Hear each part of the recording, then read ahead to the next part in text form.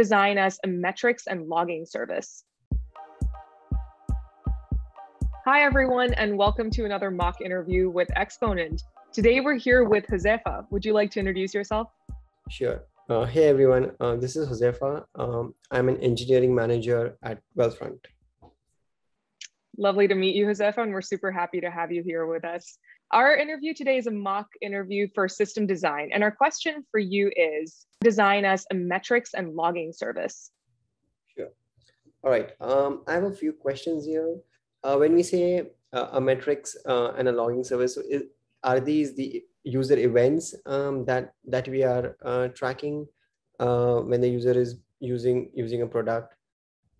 Yeah, exactly. So not really related to any particular product, but it's a system that takes in events, records events that we care about from the user, passes it through some pipeline and to people who care about that data and are going to use it to inform their decisions going forward. Got it. And this needs to be agnostic of a platform or a product, right? Like you use it across web and mobile, whatever, television if need be. Absolutely, yeah. Got it. And we would want to kind of create a system which is kind of completely scalable and can scale to a very high number of users, going into hundreds of millions as yeah. well. I would say that since data like this is only really useful in large amounts of data, I'd say that, yeah, we should make it scalable. Got it. All right, cool. I think I have enough information to go on. So I'll split it in terms of noting down some key functional and non-functional requirements. What can you go into a little bit of what you mean by functional or non-functional requirements? Sure. So in general, functional requirements are something that the users interact with. In this system, it's a little nuanced because mostly all the information that we collect will be done passively. But for any other system, wherever the users are interacting with your product, that's a functional requirement. And non-functional requirement is something that helps the system perform well. So in terms of examples could be speed, availability, what else? Consistency are some of the examples. Okay, thanks for that. Cool. So as we said, right, so we want it to be agnostic of platform. I think the other thing we would also want that, the data that we generate is configurable, is more open-ended. So like, for use case A, you have a set of data. For use case B, you can have a completely different set of data. So as your needs evolve, the data that you collect through the system can keep changing, and the end user can keep configuring it. Can you give me an example of where this would be important? Sure. So let's say you're looking at an onboarding process, right, for users in sign up. So you want to kind of, at that point in time, you're trying to track your funnel from the start of the onboarding flow to the end of the onboarding flow. So looking at where users might drop off in your flow, versus you have a dashboard and you're trying to see within the dashboard, if you have n number of this information that is displayed, you want to see which information users are kind of interacting with clicking. So you might want to collect different informations. Another example is, again, on the login form, if there's like a big form the user needs to fill up, right? So you want to collect that, okay, is the form too big, for example, and the users are dropping off. So based on what your use case is, the data that you are trying to collect might vary. I see. Okay. Cool. The last part is visualization of the data. So essentially, once you've collected the data, you want some way to kind of query this data in a fashion that is useful for you to make decisions. I would say some of the non-functional requirements over here would be that, our system needs to be highly available. We might want the ability for it to have low latency. I would say something like near real time. Interesting. So why is that something that you would prioritize in your system? Right. So there could be certain scenarios where you need the information really quickly to be able to make certain business decisions, where you want the information to come in near real time. Whereas in other cases, if there is a lag, generally in most big metrics or logging system, there is some kind of lag because there's so much ingestion of data. There is a lot of pre-processing and validation of data that happens. But in certain use cases where, if in case you're dealing with money, right? So you want to make sure that, transaction processing is happening correctly. You cannot afford for lags over there. Or if you're dealing with fraud, for example, right? You want to make sure that in those cases you have up-to-date information, right? Yeah. Healthcare is another use case where you need up-to-date real-time information. Got it. Okay, thank you. Another thing is validation of data, is making sure that the data that we get is validated. And the last thing I would say here is I think this is fine for now. Like, I think these requirements are good to get started with. Okay. I think the next I would want to do is get into the system design itself, and then we can kind of I can kind of go over like what a payload would look like as well, like, and how, when you say it's configurable and loosely defined, what do I mean by that?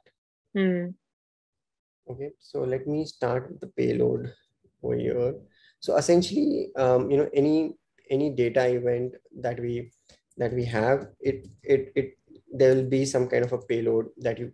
So essentially, what we're looking at is a system that is collecting your data passively, right?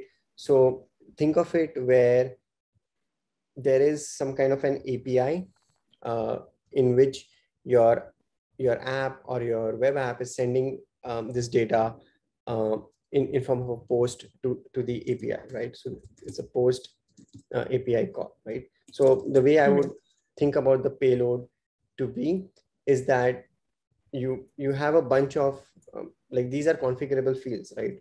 So you can think of that, you have your page that is there. So where you are in your app, you could have a timestamp here.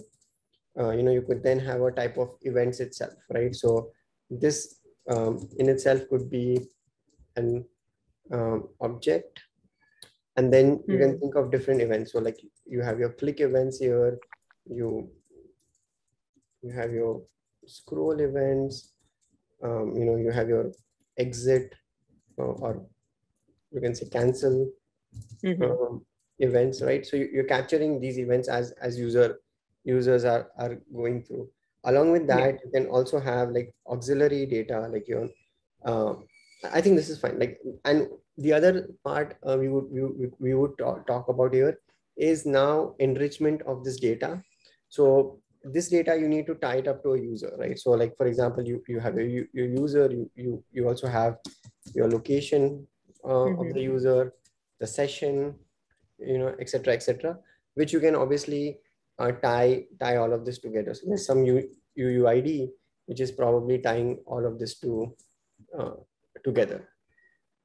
Quick question. So for the events that we're listing as possible types of events, are these all user initiated events, or can there be also things that are more passive, say like an app crash or something like that? Yes, it can be whatever you want. So yeah, okay. it can have like an app crash event, and you can think about it is that if something like that happens, you can probably add a stack trace to it over here, right? Yeah, so that'll kind of give you that information. So great. like, again, right, like app crash, or you can just probably call it errors, and then app crash is one of them, but there could be many silent failures that are happening, which you can capture as well. Yeah. All right, cool. So we can maybe get into some diagram. So we essentially start off with like users over here.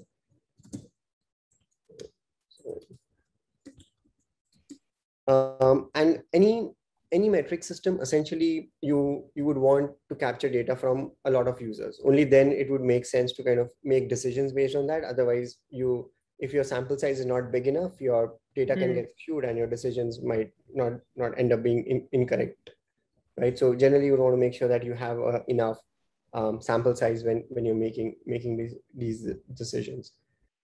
Given that it's a big enough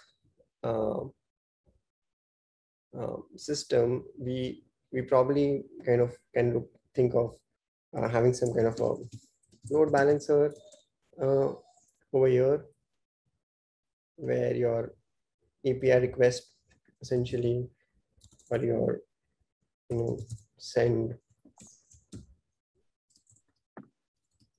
data is going to the load balancer.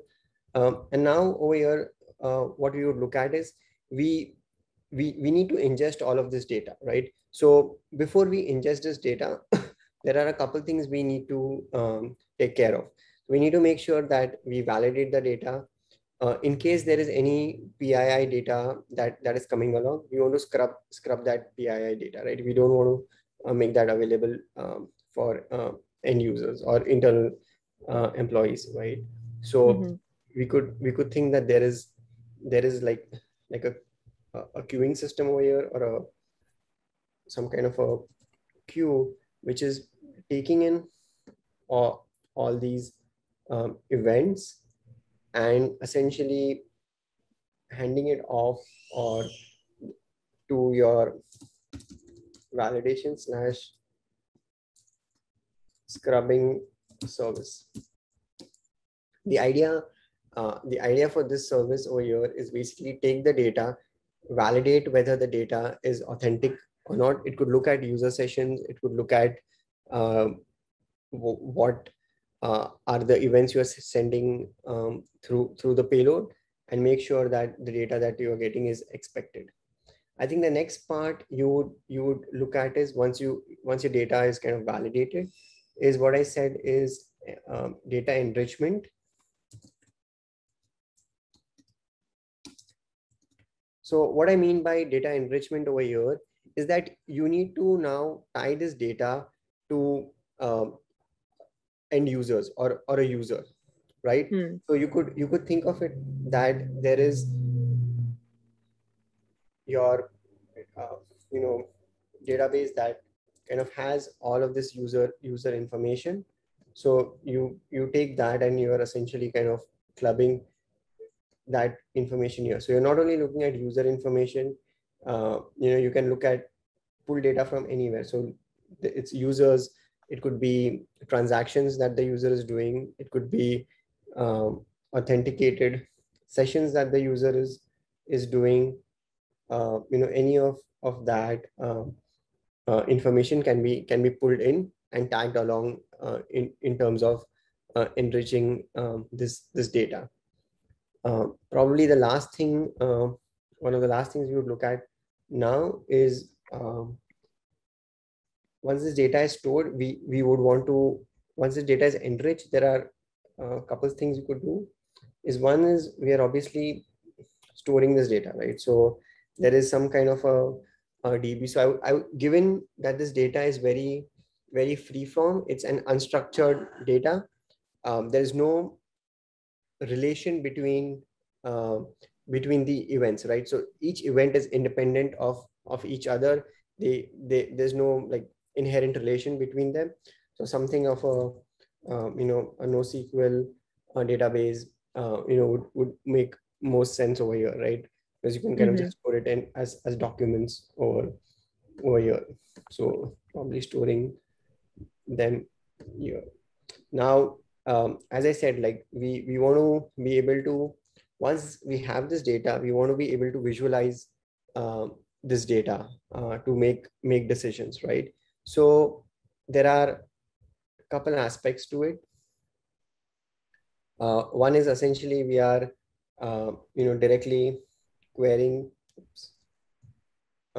directly querying this system to visualize the data, right? So this is basically your visualization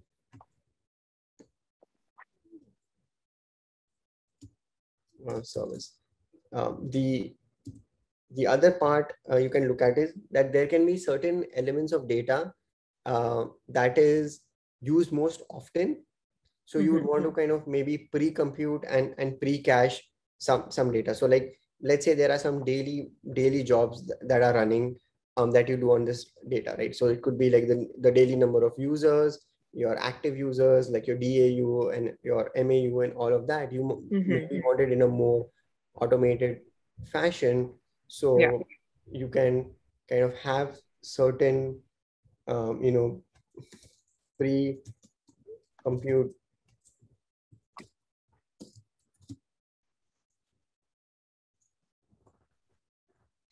So I'm wondering how you're thinking about, there's a lot of components to a system like this, and there are potentially on one side of the product, there's potentially like 1 billion users that you're collecting data from. How are you thinking about how we're dealing with the load, both data wise, I guess, and latency wise also, from so many different people? How long are you going to keep it for, and is there anything that you can do to improve on that?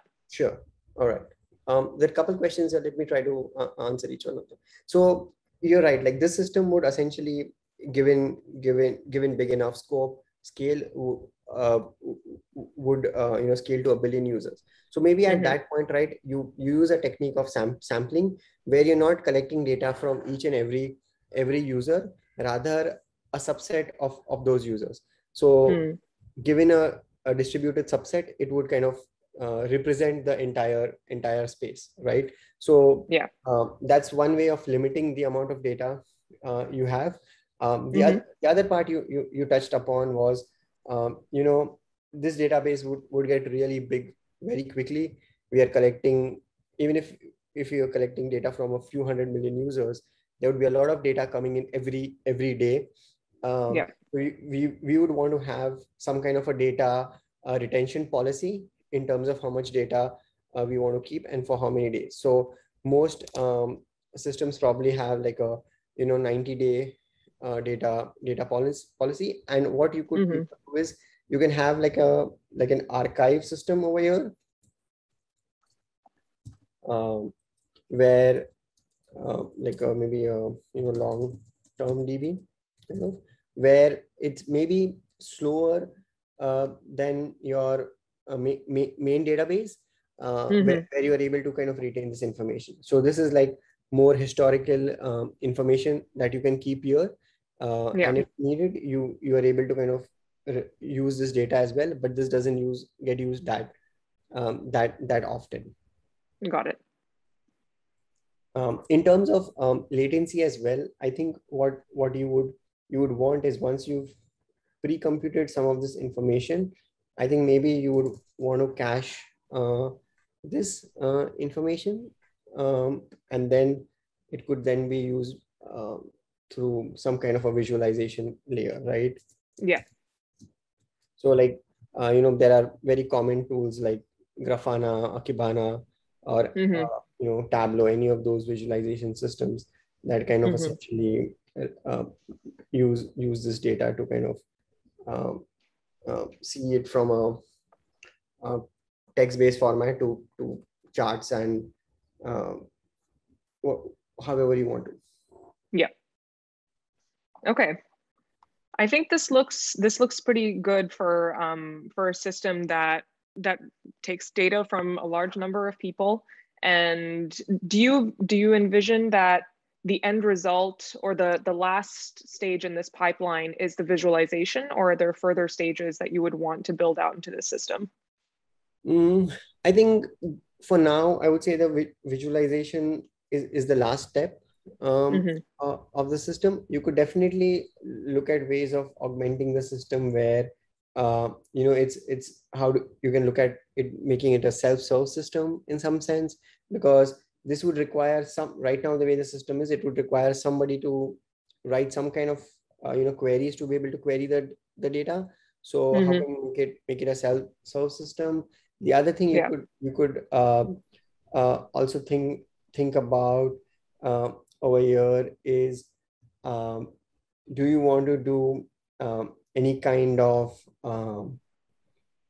or maybe even sharding on the data if you want to, right? So that's another area you could look at where it could impact latency. So given a big enough system, do you want to shard it by product category or by days, so that way also you are able to kind of visualize the data, or your data kind of compute that data in smaller chunks.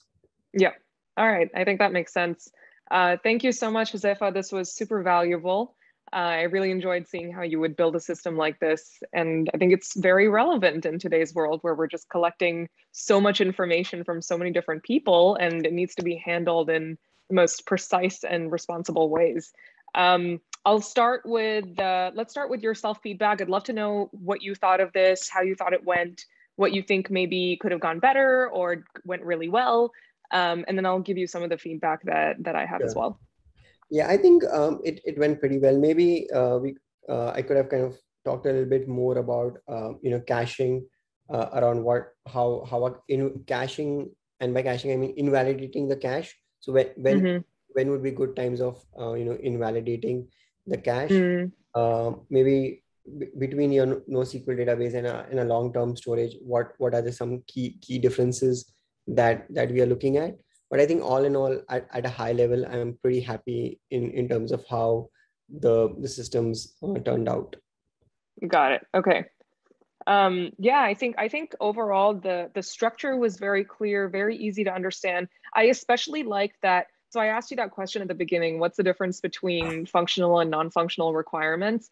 And I think these are words that we use very frequently in system design interviews, but when these questions are asked, I think it's just very important for the interviewer to see that the person on the other side is able to communicate even the simplest of concepts. At least in my experience as an engineer, sometimes we just forget what the definitions are of the most simple words that we use on a daily basis. So it's very reassuring to see that you're able to explain that concept.